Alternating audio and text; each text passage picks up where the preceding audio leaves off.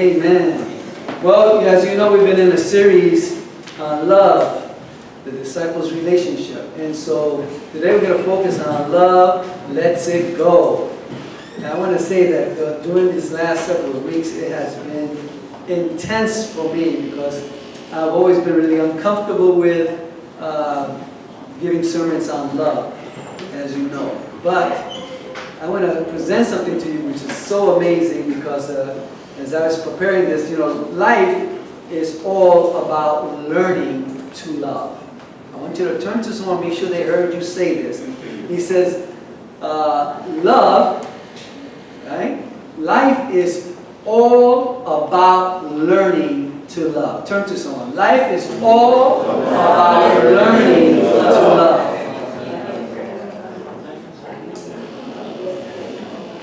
Me growing up, I felt that love, the feelings of love, and that way that was formatted that way, was always weakness to me.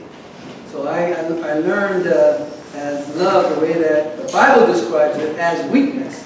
So I had to learn this concept. Last week we started the process, and I started to give you an idea. We talked about it a bit. When your intent is to share your love with others, then your giving is the true expression of your love. You are giving not because you feel empty or you're looking for approval. And so often that's what love becomes for us. But because you feel full of love that is overflowing. Being filled with love is the key. Turn to someone. Being filled with love is the key. When you are loving others through your relationship with God, then the love overflows and you receive great joy in giving out of that. You don't need anything else because that act of God's love fulfills you. Now, today I'm going to get you an idea because I've had, and I don't want you to get all freaked out about what I'm about to tell you, all right? I've been getting many, many dreams. Many dreams. I mean, non-stop at this point. And about a couple of months ago, I had a deep one. And but before I go on, it says one of the ways that God builds your love is to He tests it. How does He test love in you? I'm going to ask you this, so I want you to keep in mind. How does God test love in you? Think about that a minute. I want you to ponder that. If life is about learning to love, how does God test you in these areas? Yes? By putting you around someone, it's hard for you to love. Yeah, pretty much. Anything else? When you're in a situation where you have to show love. That's right. When you're in a situation, you have to show it. Yes. Not doing what you expect them to do. That's at the right. time you expect That's right. Yes. Understanding my worth. Understanding your work. Yes. I want you to keep this in mind because today you will be tested like I was tested. But God builds your love. He tests you by putting you around hard to love people. It's easy to love easy people or easygoing people, right? Yes. But God wants us to master love. Turn to someone. He wants you to master love. God is love. And you were created in His image. So He is love, and all the things that it says in the scripture, He wants you to emulate that process of God's love.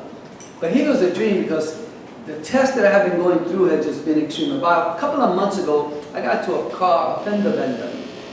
And not far after that, the insurance company gave me a check. And he gives me this check. I mean, just like that, boom. They estimated the car and gave me a check and took pictures. And I could have chose whoever I wanted to take the car to. So I was comfortable taking my car to a place I had been taking my car to for years in Queens. And I was going to take my car there, but I had a dream. And the Lord in the dream showed me, don't take the car there. It's going to get damaged. And in the dream, it was so vivid how they were closing the place down because there was something wrong with the place. Now, I'm comfortable with taking my car to that place. I trust the people I take my car over there to. But the dream told me otherwise. So I said, well, I'm not going to take my car. I'm going to take it to close by to where I live. So I take it to the So happens that, they fixed the damage of the car, but they damaged something else, which I knew without a doubt it was them. So as soon as I get my car, 3 weeks later, I see that they fixed the part that my car was damaged, and the other side was totally damaged. But I'm saying, Lord, you gave me a dream to bring the car here, not over there. And the car was damaged anyway. Can you imagine how I was feeling?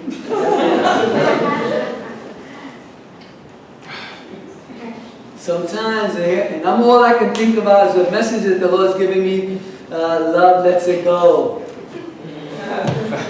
Everything inside of me doesn't want to let go of what I need to do. Hallelujah. Yes, absolutely. You can say you can love when you're angry or stuff like that, but let me tell you, it is not easy. So, I got the insurance company, I went about it the right way. I didn't lose it, I just told them, you destroyed this. It wasn't like that. They said, oh, it was like that, no, why would they do it? It was a poor job, but they tried to hide it. Because I know my car wasn't like that at all. And what really triggered me even more so, that they wouldn't even take responsibility. And then I started to reflect all this thing again in my past.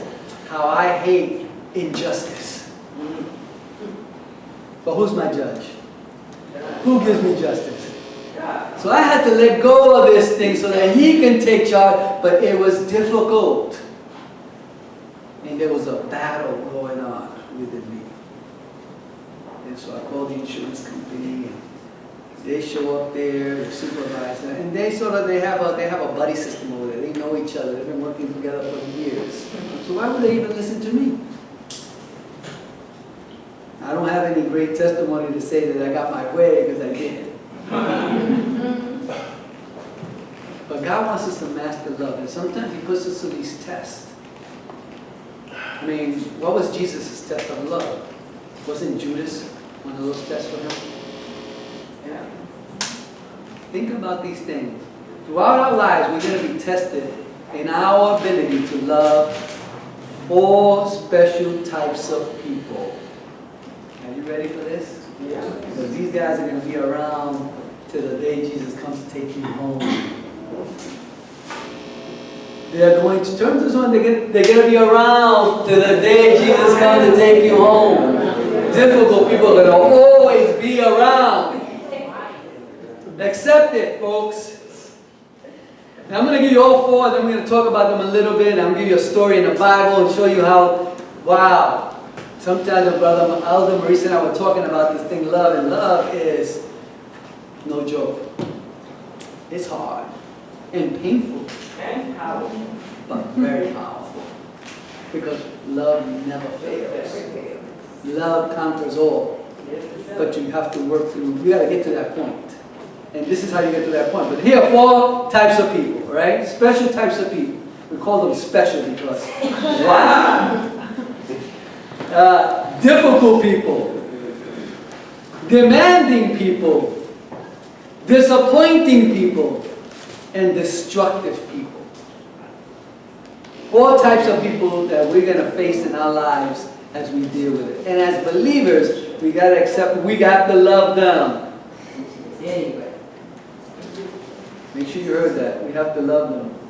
I had to love them. All the things I wanted to say to those people who damaged my car. And the other side of me saying I had to pray and love them. Love them. But everything inside of me saying, what? What? Bring fire down. That's what I was about to say. That's what I was about to say. But I remember a testimony way back in the day where we had lived in Brooklyn. I can't share this testimony before. And drug dealers moved in and selling drugs, and the whole neighborhood changed. It was horrible. They're breaking into my car and all that stuff. And when I used to go to prayer meetings, come on, I used to say, "God, fire from heaven, burn them, send them home." I said, "Lord, right now, I'm claiming your word. You gave me this authority. Shoot them down."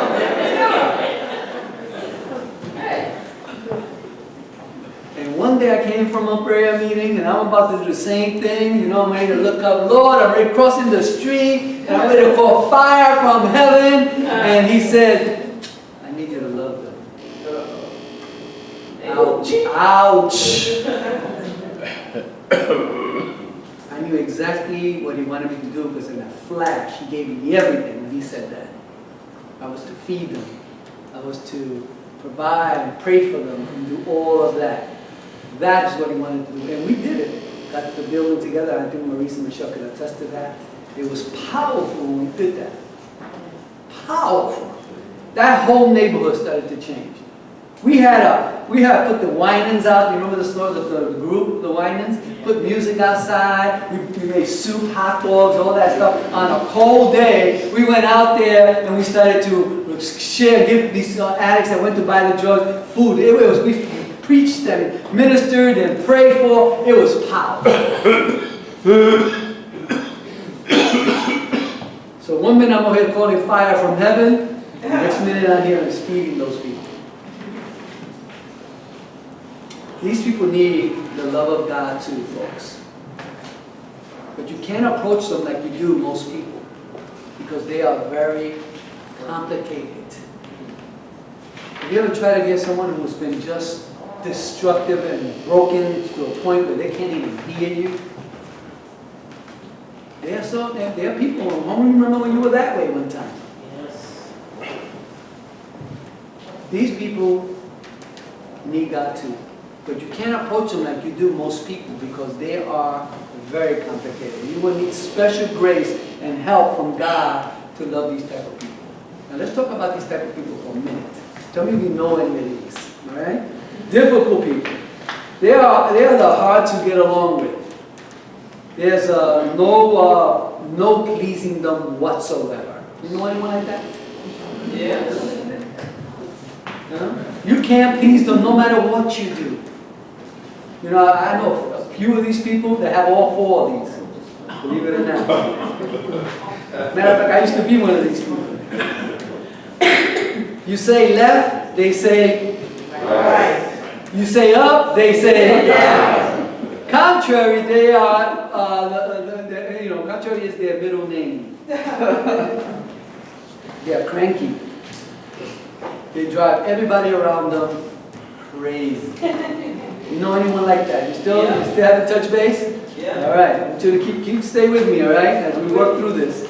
They say things that offend people and then act like it's just a joke. That's for the hand up. Okay.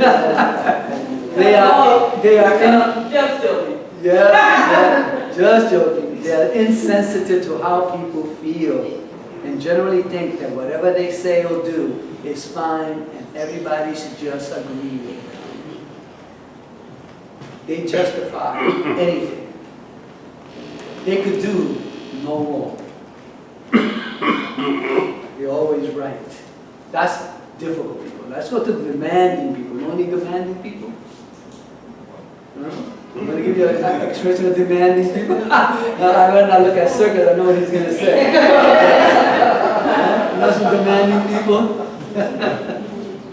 All right, here are demanding people. Demanding people want what they want. They're aggressive, pushy, manipulative. They insist on having their way, and they are stubborn. They can be very self-centered because they are not thinking about anybody else. It's my way or the highway. They ask a lot about giving very little. And the little they do, they give. They never let you forget about it. I'm going to stop at 2 because I'm going to go into a story and then I'll come back to the others, okay? Just hold on to that because I want you to turn your Bibles to Genesis. Chapter 29 of the book of Genesis. Think about this story because this is real, folks. Now, I want you to show you that the Bible has a lot of difficult people in the Bible and what happens when we have to deal with them and how we manage. In chapter 29, we're talking about Jacob. Now, everybody know about Jacob? Jacob was the one that was encouraged by his mother to cheat his brother out of his inheritance, and he cheats, and then he runs to his mother tells him, I want you to go to my brother because my older brother, your brother's going to kill you when he gets back after he finds out that he cheated him. So Jacob goes to his mother's brother, which his name is Laban, and Laban was at this point his uncle. And so in chapter 29, and I'm going to read verse 10, when Jacob saw Rachel, which is, he goes to look for his uncle, and he runs into some guys that are ready to water their sheep. In verse 8, and he says that they reply, until all our flocks there are gathered in the stones. This is the place that we're talking about. And while he was still talking with these men at the place where they were watering their sheep, he sees the men say, and they see Rachel come, and they say to her, there you go, there goes the one you're looking for. This is their daughter, and she comes to water her sheep. And so while he was still talking with them, Rachel came in with her father's sheep, and she was a shepherd.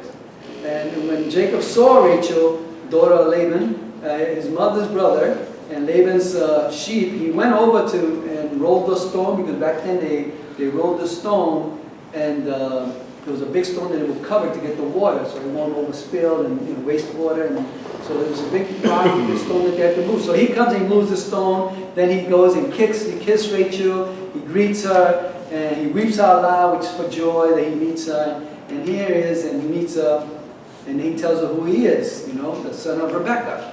And in verse 13 he says, as soon as Laban heard the news about Jacob, his sister's son, he went up there to greet him, and he meets them. Right? So now he takes him in. So he's now in verse 14, that Laban said to him, you are my own flesh and blood, come and live with me. So after Jacob has stayed with him for a whole month, Laban says to him, just because you are a relative of mine, you shouldn't work for me for nothing, he tells him. So he tells me, what are your wages? So he asks Jacob, what is going to be your wages? You're going to come now live with me. You're going to have to live with me. You're going to work. You've been working for me. You haven't been getting paid. What would be fair for you to get paid? He tells him. And so Jacob said, well,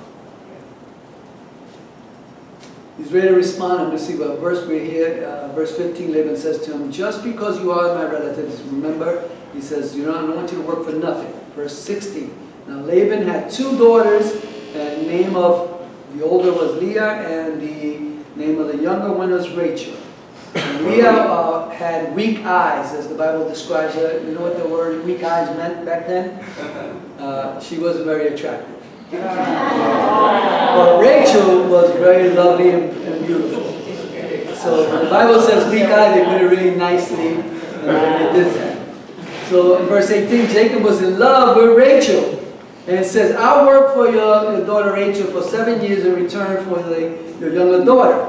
In verse 19, Laban says, it's better that I give her to you than to someone else. Stay here with me.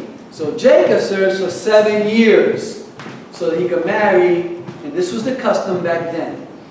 But what happens is, I can continue to read this on and on and on, and I'm just going to go through basically what takes place. So he works 7 years, the day comes, and they have a celebration. Back then, a celebration and engagement lasts 7 years. I'm sorry, 7 days. He worked 7 years for her. That's close enough, close enough. But the celebration and engagement was 7 days. Right? So 7-day celebration to the day that she is presented to him. And so he gives her into marriage after these 7 days. And they have a celebration, a feast, and Jacob gets drunk pretty much in that celebration. So when he wakes up the next morning, he sleeps with, the Bible says he sleeps with Leah. The father gives Leah to him instead of the one he promised, Rachel. Would you say that was an injustice? Sure. He wakes up with Leah when he's supposed to be married to Rachel. And he says to him, what have you done to me? I was legit. I worked for you 7 years. This was the agreement. You promised. And he said, well, it's our custom that, we don't marry our youngest daughter first. We have to marry the oldest. What did you just hear Laban saying? Did he justify his action? Yeah, he tried to. But What can Jacob do? taking that. So now, and you can read this, you can read it in the Bible, because here it says in 22, Laban brings them all together. They had the celebration. The daughter, when morning came, he realized that it was Leah in his bed. And Jacob says to Laban, "What is it that you've done to me? I served you for Rachel, didn't I? You have deceived me."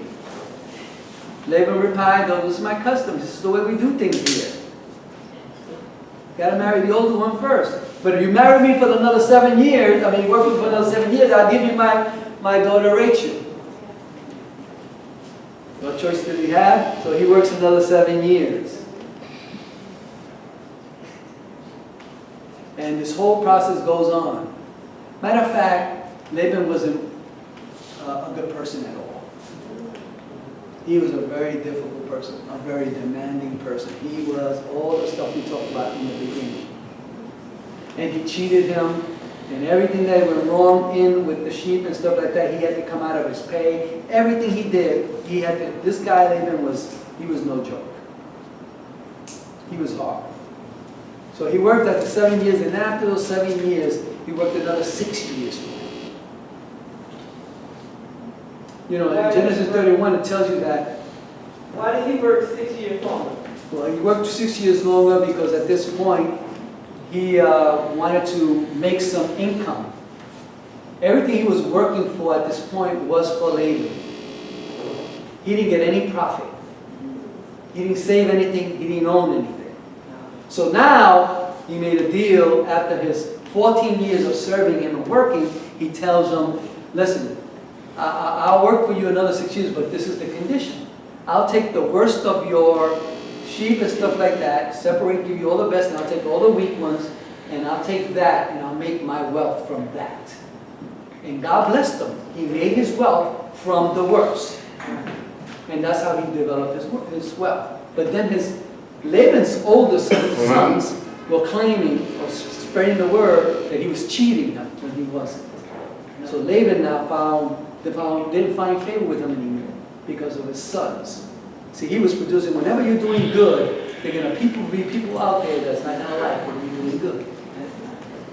When you're serving the Lord and the Lord's blessing you and prospering, there are people out there that are not going to like you.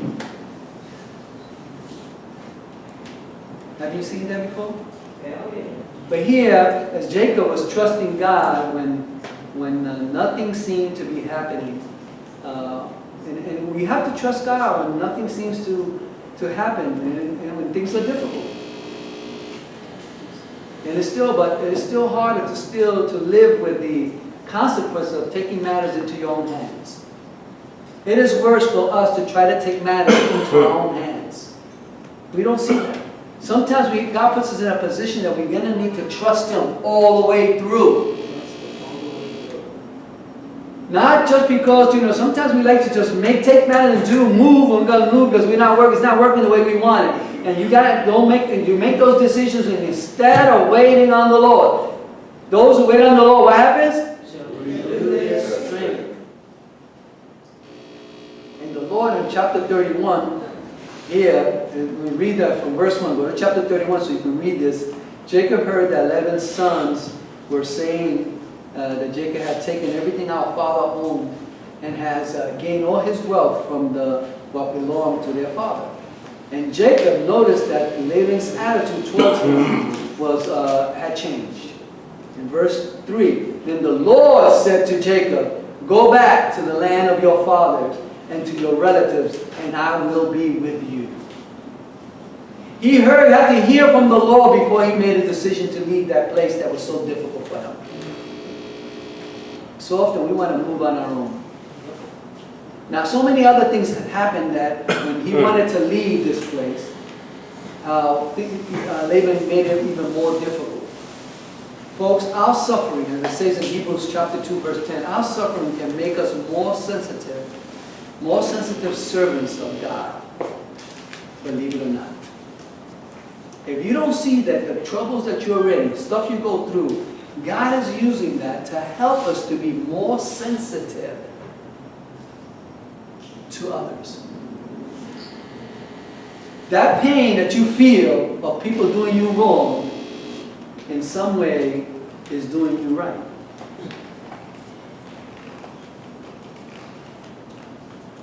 Pain are able to reach out with compassion to others, for those who hurt, for those who have suffered. He'll use your experience to help you help others. He'll use your pain to help you help others. But sometimes we don't see love as painful. And love can be very painful. Not a very good topic, right?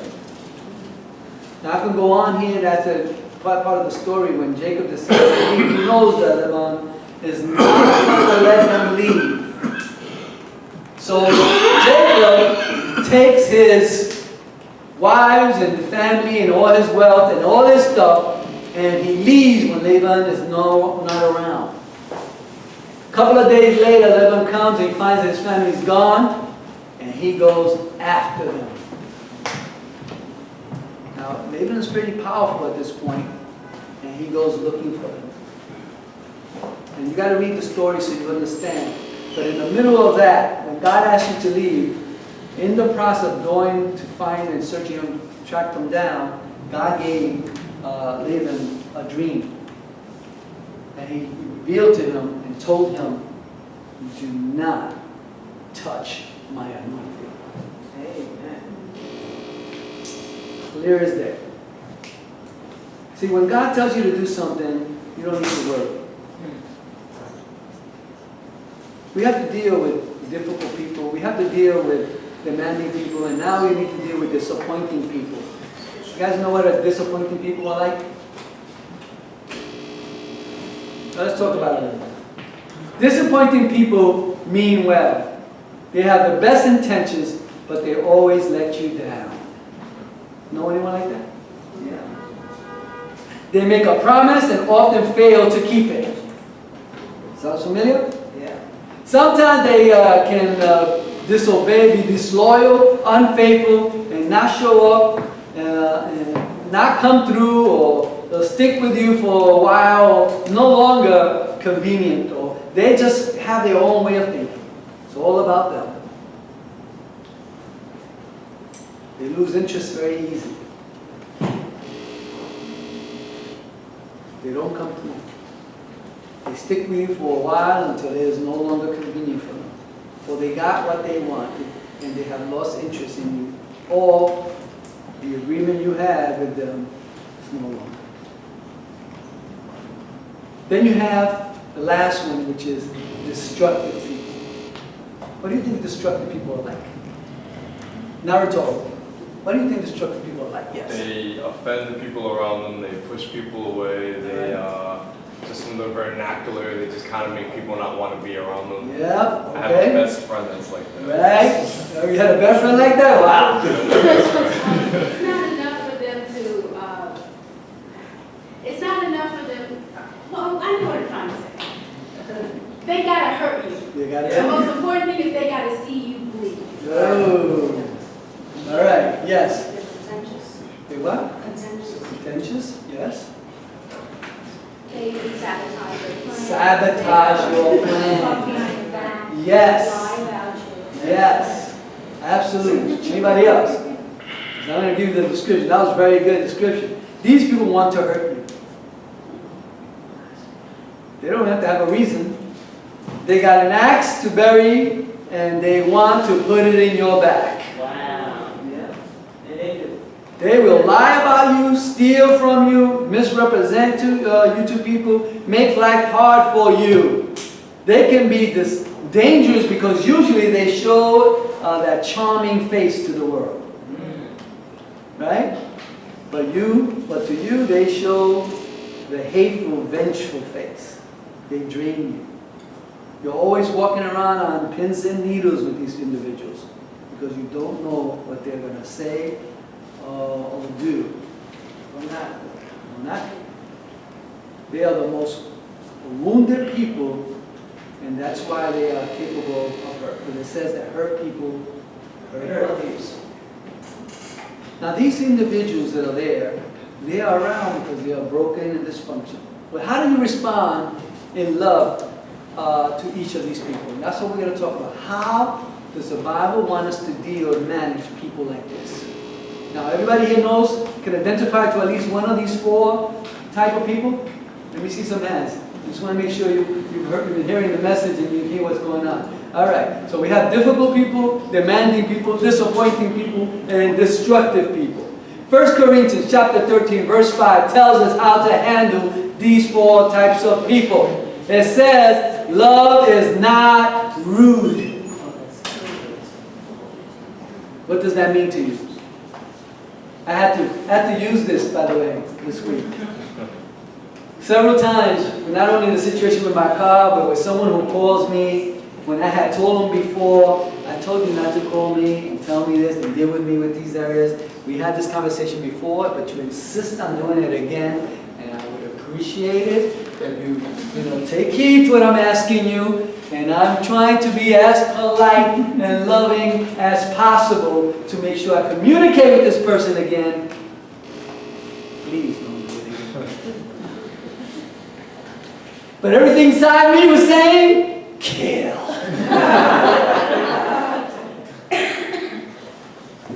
Really? You think I'm kidding? The fight! I was on my knees asking the Lord to help me. But I did not respond.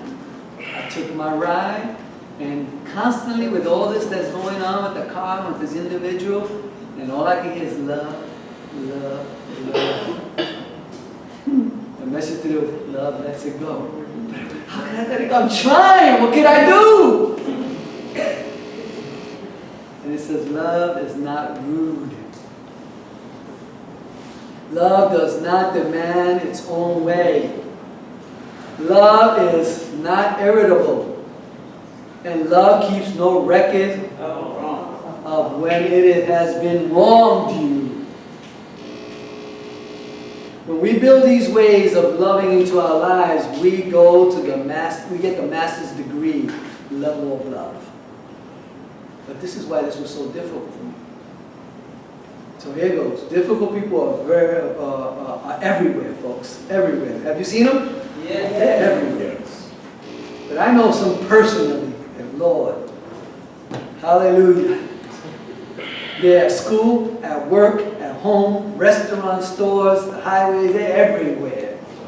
Everywhere you go, you're going to encounter someone who irritates you. There could be someone sitting right next to you. If I were to ask you what behavior irritates you most, what would you say? If I were to ask what behavior irritates you the most, what would you say? Yes, Conchita, whoa, go for it. If someone does someone that I love and they should love wrong,